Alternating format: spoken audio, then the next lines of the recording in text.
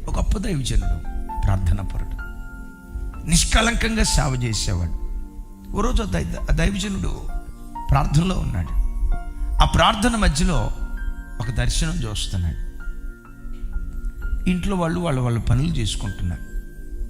ఆ దర్శనంలో తను చనిపోయినట్లు, తన ఆత్మ అలా దేవుని దగ్గరికి వెళ్తున్నట్లు, పరలోకం నరకం రెండు ద్వారాలు పేర్లు కనపడుతూ ఉన్నాయి.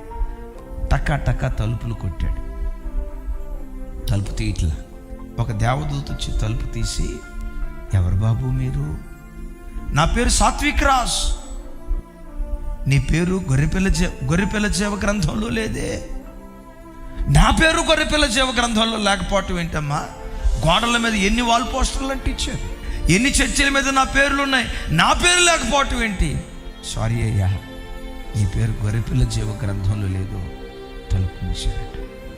దేవా, 45-50 సంవత్సరాలు సేవ చేశారు, నా పేరు పరలోకంలో లేదా, నా పేరు పరలోకంలో లేదా అనే లోపే సాతాను వాడి అనుచరులు వచ్చి ఈయన ఆత్మను నరకానికి తీసుకెళ్తున్నాయట.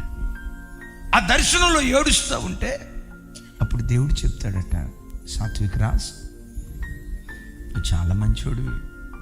మందిరానికి వచ్చే ఒక విశ్వాసి పట్ల నీ హృదయంలో పగలేదా? ఫలానా రోజు ఫలానా రీతిగా నిన్ను గూర్చి ఇట్లా అన్నాడని ఆ వ్యక్తి పట్ల నీ హృదయంలో ఒక చేదైన భావం లేదా? నిజమే, ఆ వ్యక్తి నీకు కీడు చేశాడు, నేను కాదన్నా. తప్పు చేశాడు నీ పట్ల, నేను కాదన్నా. కానీ ఆ వ్యక్తిని క్షమించకుండా ఉన్నావు కదా. నేను నీకెందుకు పరలోకం ఇవ్వలేదో తెలుసా? క్షమాపణ లేని నీ హృదయం పాతాళానికి అప్పగించబడుతుంది. ఆ ప్రార్థనలోని పిచ్చోడు అరిచినట్లుగా అరుస్తూ ఏడుస్తూ ఉంటే భార్య పిల్లలు వచ్చి, అయ్యా ఏమైంది, మీతో మాట్లాడి పలానా ఆయన్ని పిలవండి. పిలిచాడు. విశ్వాసి కాళ్ళ మీద పడి, నన్ను క్షమించయ్యా. ఆయన అన్నాడట, మీరు నిరపరాధులయ్యా, దోషం చేస్తే నేను చేశాను. మీరు అన్నాడు నన్ను గూర్చి కీడు మాట్లాడలా. శారీరకంగా నేను అపాయం చేయలేదు, నిజమేనయ్యా, కానీ నా హృదయంలో ఒక చేదైన భావన ఉంది. ఆ దైవజనుడు చెప్తూ రాసిన పుస్తకం ఏంటో తెలుసా?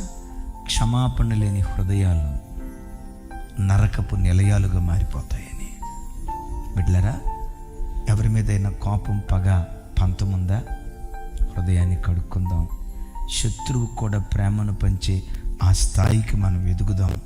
ఏ నాటి కీడు ఆ నాటికి చాలన్నట్లు పగ, కక్ష, పంతం లేని హృదయాలుగా మన హృదయాలను కట్టుకుందాం గాక.